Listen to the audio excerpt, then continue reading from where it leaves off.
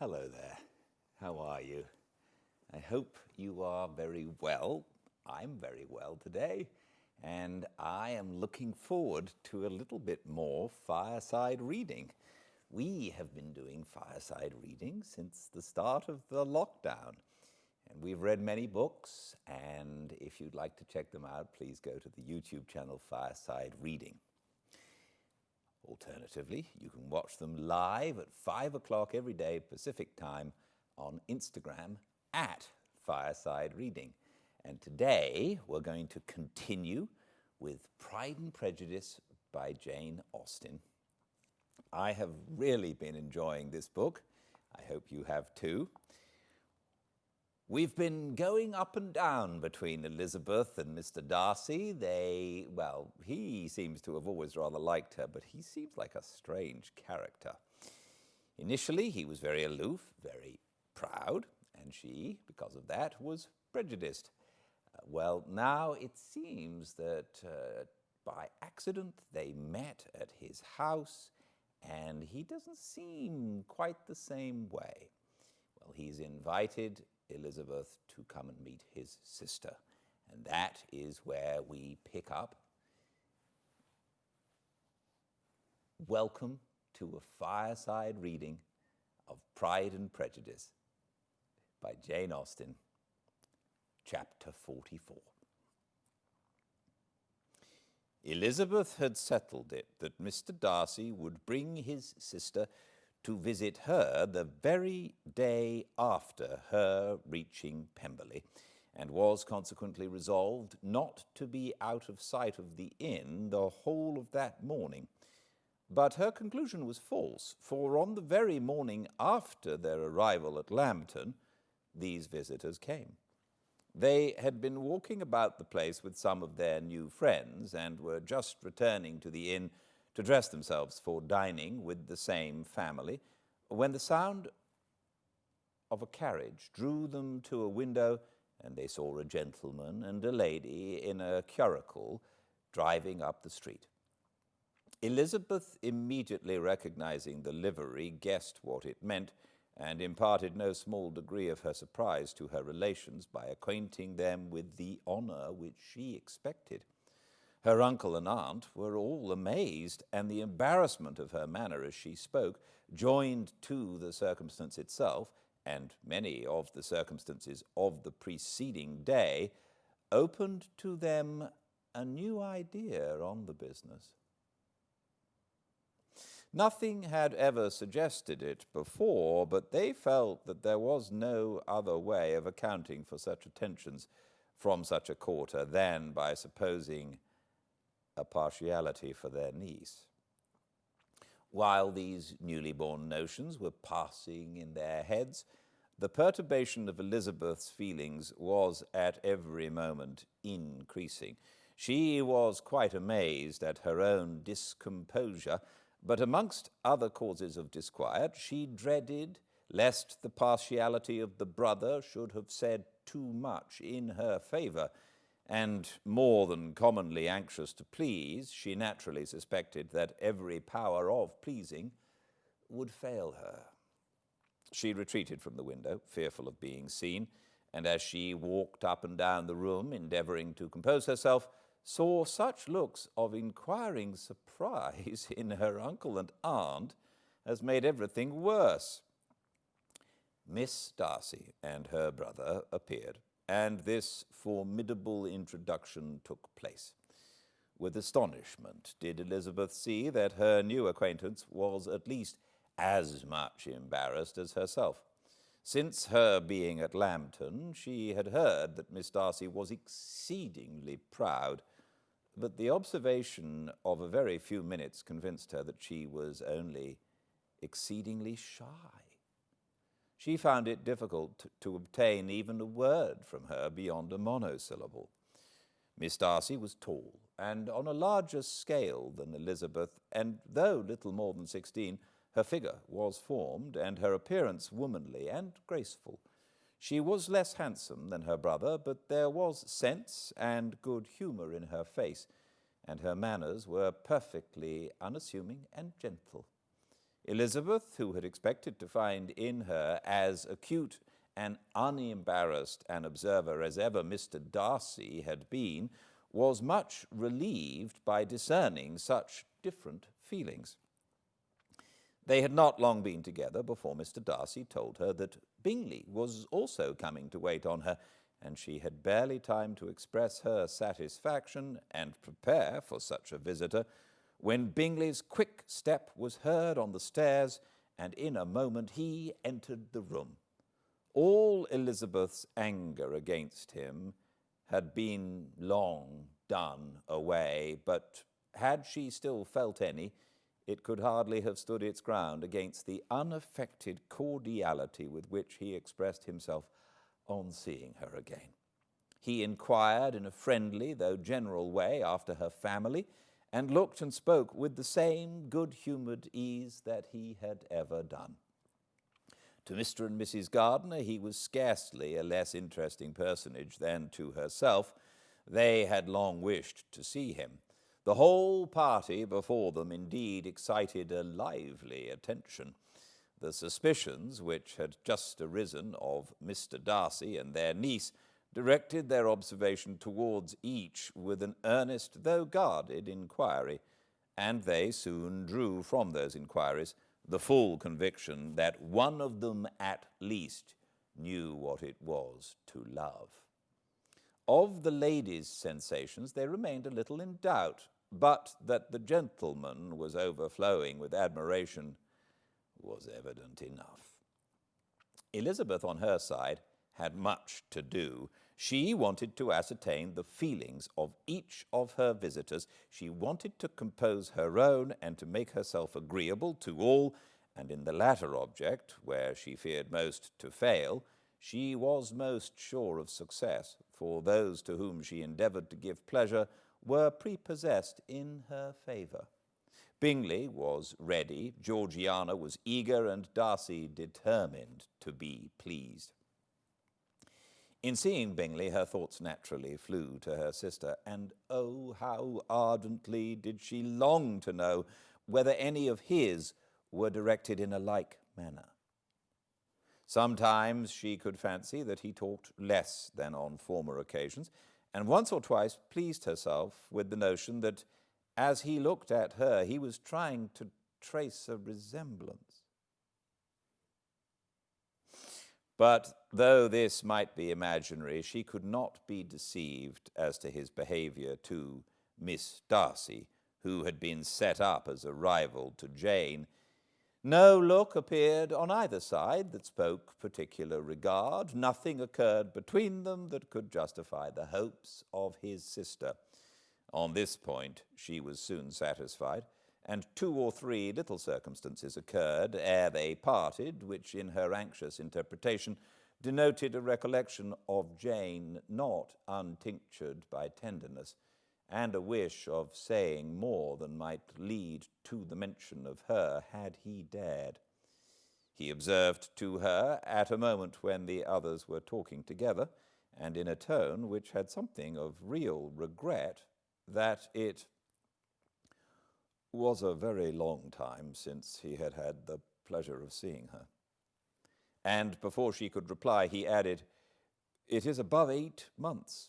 We have not met since the 26th of November, when we were all dancing together at Netherfield." Elizabeth was pleased to find his memory so exact, and he afterwards took occasion to ask her, when unattended to by any of the rest, whether all her sisters were at Longbourn. There was not much in that question, nor in the preceding remark, but there was a look and a manner which gave them meaning. It was not often that she could turn her eyes on Mr. Darcy himself, but whenever she did catch a glimpse, she saw an expression of general complacence, and in all that he said she heard an accent so removed from hauteur or disdain of his companions as convinced her that the improvement of manners which she had yesterday witnessed, however temporary its existence might prove, had at least outlived one day. When she saw him thus seeking the acquaintance and courting the good opinion of people with whom any intercourse a few months ago would have been a disgrace, when she saw him thus civil not only to herself but to the very relations whom he had openly disdained, and recollected their last lively scene at Hunsford Parsonage, the difference, the change was so great, and struck so forcibly on her mind, that she could hardly restrain her astonishment from being visible. Never even in the company of his dear friends at Netherfield, or his dignified relations at Rosings, had she seen him so desirous to please, so free from self-consequence or unbending reserve, as now, when no importance could result from the success of his endeavours, and when even the acquaintance of those to whom his attentions were addressed would draw down the ridicule and censure of the ladies both of Netherfield and Rosings. Their visitors stayed with them above half an hour, and when they arose to depart, Mr. Darcy called on his sister to join him in expressing their wish of seeing Mr. and Mrs. Gardiner and Miss Bennett to dinner at Pemberley before they left the country. Miss Darcy, though with a diffidence which marked her little in the habit of giving invitations, readily obeyed. Mrs. Gardiner looked at her niece, desirous of knowing how she, whom the invitation most concerned, felt disposed as to its acceptance, but Elizabeth had turned away her head. Presuming, however, that this studied avoidance spoke rather a momentary embarrassment than any dislike of the proposal, and seeing in her husband, who was fond of society, a perfect willingness to accept it, she ventured to engage for her attendance, and the day after the next was fixed on. Bingley expressed great pleasure in the certainty of seeing Elizabeth again, having still a great deal to say to her, and many inquiries to make after all their Hertfordshire friends. Elizabeth, construing all this into a wish of hearing her speak of her sister, was pleased, and on this account, as well as some others, found herself, when their visitors left them, capable of considering the last half hour with some satisfaction, though while it was passing, the enjoyment of it had been little. Eager to be alone and fearful of inquiries or hints from her uncle and aunt, she stayed with them only long enough to hear their favourable opinion of Bingley, and then hurried away to dress. But she had no reason to fear Mr. and Mrs. Gardiner's curiosity. It was not their wish to force her communication. It was evident that she had much better acquainted with Mr. Darcy than they had before any idea of. It was evident that he was very much in love with her. They saw much of interest, but nothing to justify inquiry. Of Mr. Darcy it was now a matter of anxiety to think well, and as far as their acquaintance reached, there was no fault to find. They could not be untouched by his politeness, and had they drawn his character from their own feelings and his servant's report, without any reference to any other account, the circle in Hertfordshire to which he was known would not have recognized it for Mr. Darcy. There was now an interest, however, in believing the housekeeper, and they soon became sensible that the authority of a servant who had known him since he was 4 years old, and whose manners indicated respectability, was not to be hastily rejected. Neither had anything occurred in the intelligence of their Lambton friends that could materially lessen its weight. They had nothing to accuse him of but pride. Pride he probably had, and if not, it would certainly be imputed by the inhabitants of a small market town where the family did not visit. It was acknowledged, however, that he was a liberal man and did much good among the poor. With respect to Wickham, the travellers soon found that he was not held there in much estimation, for though the chiefs of his concerns with the son of his patron were imperfectly understood, it was yet a well-known fact that on his quitting Derbyshire he had left many debts behind him, which Mr. Darcy afterward discharged. As for Elizabeth, her thoughts were at Pemberley this evening more than the last, and the evening, though as it passed it seemed long, was not long enough to determine her feelings towards one in that mansion, and she lay awake 2 whole hours endeavoring to make them out. She certainly did not hate him. No. Hatred had vanished long ago, and she had almost as long been ashamed of ever feeling a dislike against him that could be so called. The respect created by the conviction of his valuable qualities, though at first unwillingly admitted, had for some time ceased to be repugnant to her feeling, and it was now heightened into somewhat of a friendlier nature by the testimony so highly in his favour, and bringing forward his disposition in so amiable a light, which yesterday had produced. But above all, above respect and esteem, there was a motive within her of good will, which could not be overlooked.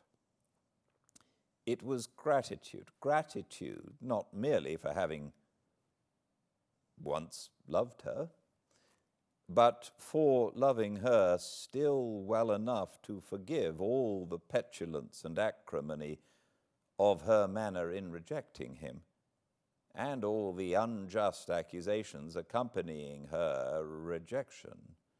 He who, she had been persuaded, would avoid her as his greatest enemy, seemed on this accidental meeting most eager to preserve the acquaintance, and without any indelicate display of regard or any peculiarity of manner, where their 2 selves only were concerned, was soliciting the good opinion of her friends, and bent on making her known to his sister.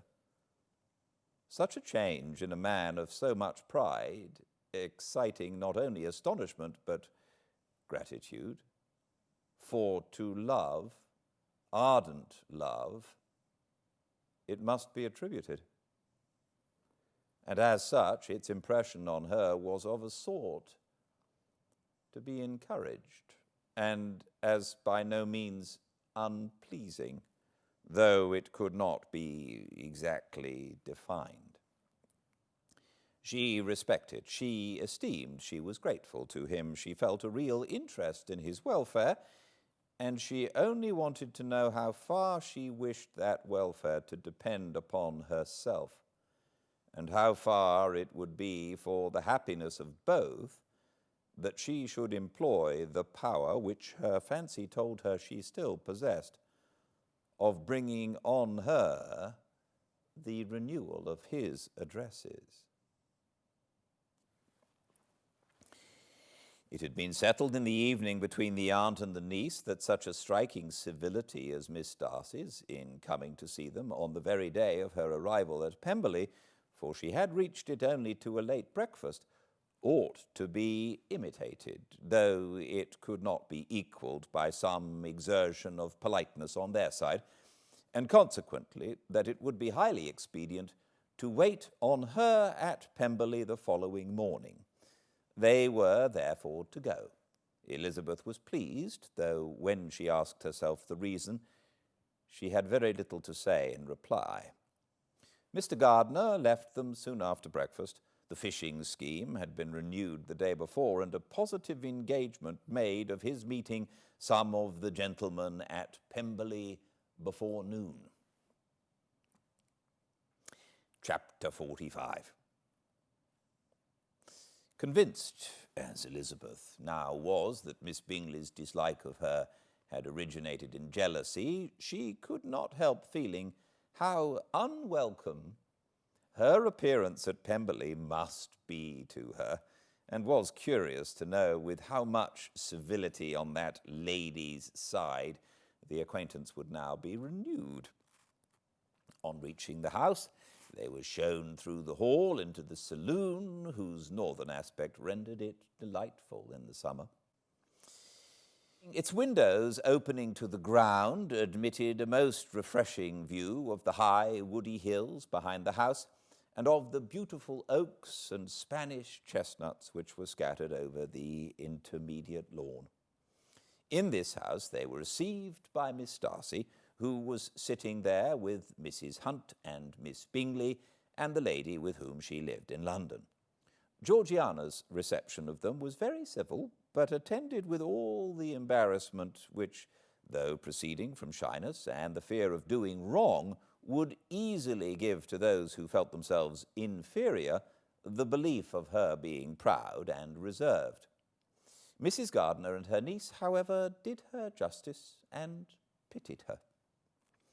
But Mrs. Hurst and Miss Bingley, they were noticed only by a curtsy, and on their being seated, a pause, awkward as such pauses must always be, succeeded for a few moments. It was first broken by Mrs. Annesley, a genteel, agreeable-looking woman, whose endeavour to introduce some kind of discourse proved her to be more truly well-bred than either of the others. And between her and Mrs. Gardiner, with occasional help from Elizabeth, the conversation was carried on. Miss Darcy looked as if she wished for courage enough to join in it, and sometimes did venture a short sentence when there was least danger of its being heard.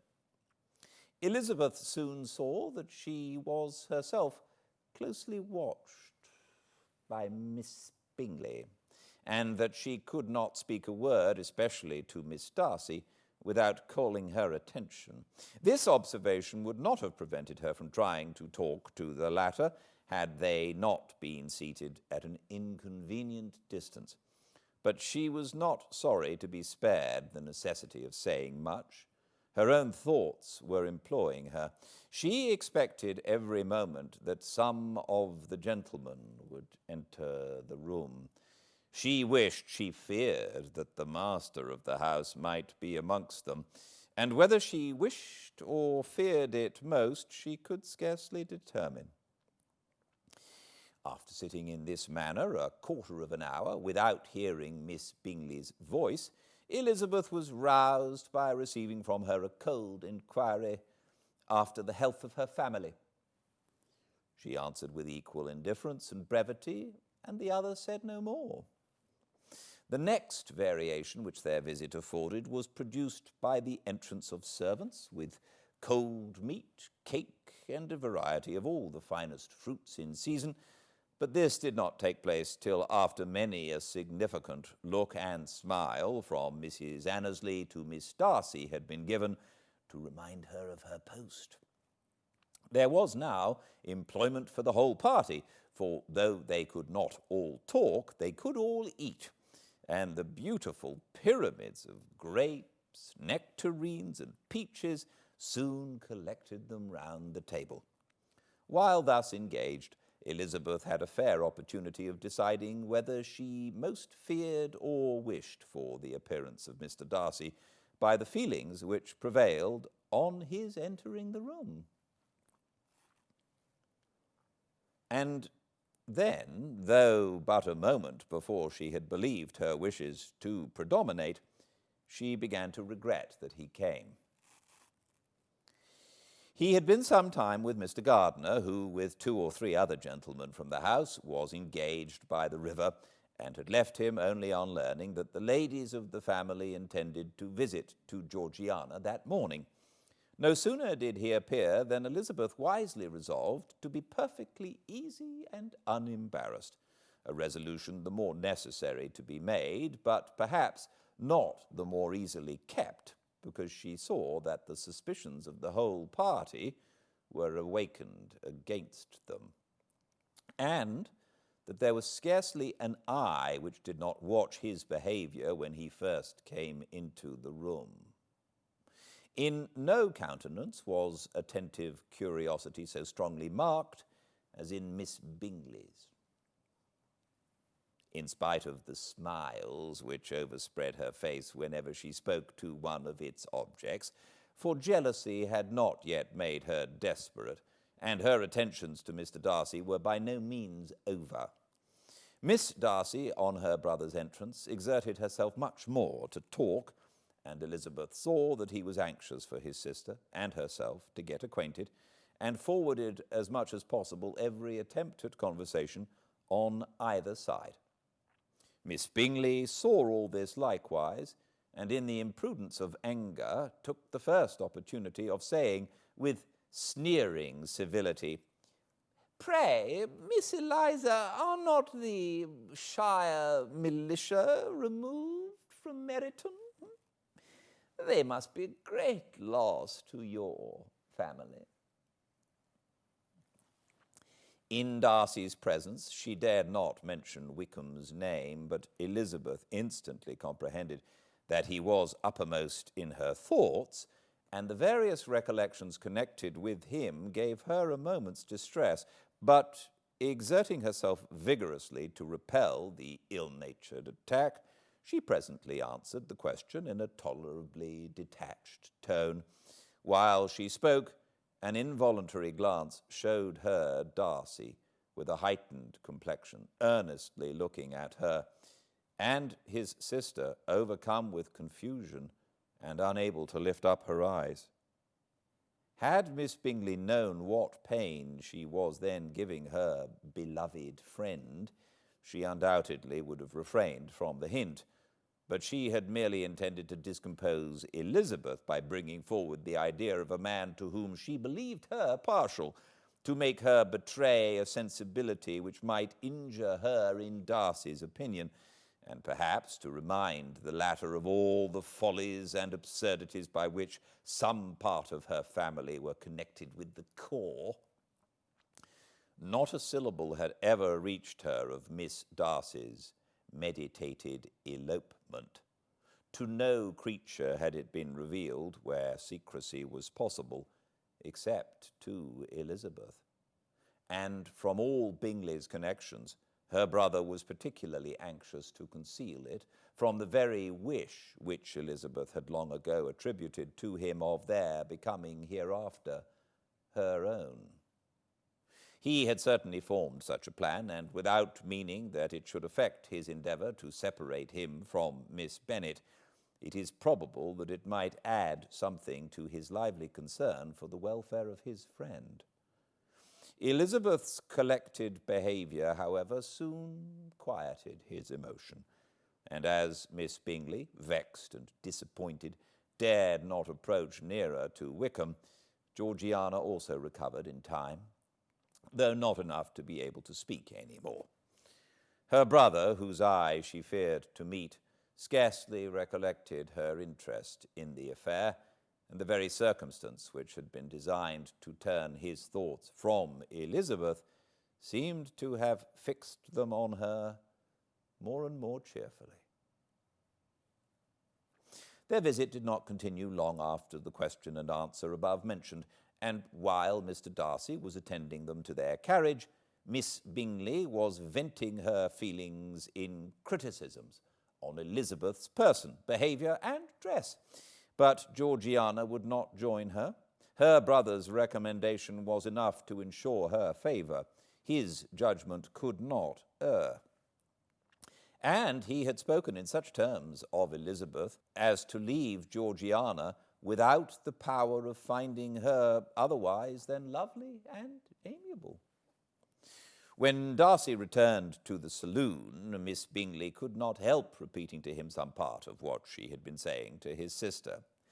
"How very ill Miss Eliza Bennet looks this morning, Mr. Darcy," she cried. "I never in my life saw anyone so much altered as she is since the winter. She has grown so brown and coarse. Louisa and I were agreeing that we should not have known her again." However little Mr. Darcy might have liked such an address, He contented himself with coolly replying that he perceived no other alteration than her being rather tanned, no miraculous consequence of travelling in the summer. "For my own part," she rejoined, "I must confess that I never could see any beauty in her. Her face is too thin, her complexion has no brilliancy, and her features are not at all handsome. Her nose wants character. There is nothing marked in its lines. Her teeth are tolerable, but not out of the common way. As for her eyes, which have sometimes been called so fine, I could never see anything extraordinary in them. They have a sharp, shrewish look, which I do not like at all. And in her air, altogether, there is a self-sufficiency without fashion, which is intolerable." Persuaded as Miss Bingley was that Darcy admired Elizabeth, this was not the best method of recommending herself. But angry people are not always wise, and in seeing him at last look somewhat nettled, she had all the success she expected. He was resolutely silent, however, and from a determination of making him speak, she continued, "I remember when we first knew her in Hertfordshire, how amazed we all were to find that she was a reputed beauty. And I particularly recollect your saying one night, after they had been dining at Netherfield, 'She a beauty! I should as soon call her mother a wit.' But afterward she seemed to improve on you, and I believe you thought her rather pretty at one time." "Yes," replied Darcy, who could contain himself no longer, "but that was only when I first saw her, for it is many months since I have considered her as one of the handsomest women of my acquaintance." He then went away, and Miss Bingley was left to all the satisfaction of having forced him to say what gave no one any pain but herself. Mrs. Gardiner and Elizabeth talked of all that had occurred during their visit as they returned, except what had particularly interested them both. The look and behaviour of everybody they had seen were discussed, except of the person who had mostly engaged their attention. They talked of his sister, his friends, his house, his fruit, of everything but himself. Yet Elizabeth was longing to know what Mrs. Gardiner thought of him, and Mrs. Gardiner would have been highly gratified by her niece's beginning the subject. Thank you so much for joining me. Check out any chapters if you miss them on the YouTube channel Fireside Reading. Until I see you next, please be very well. Good night.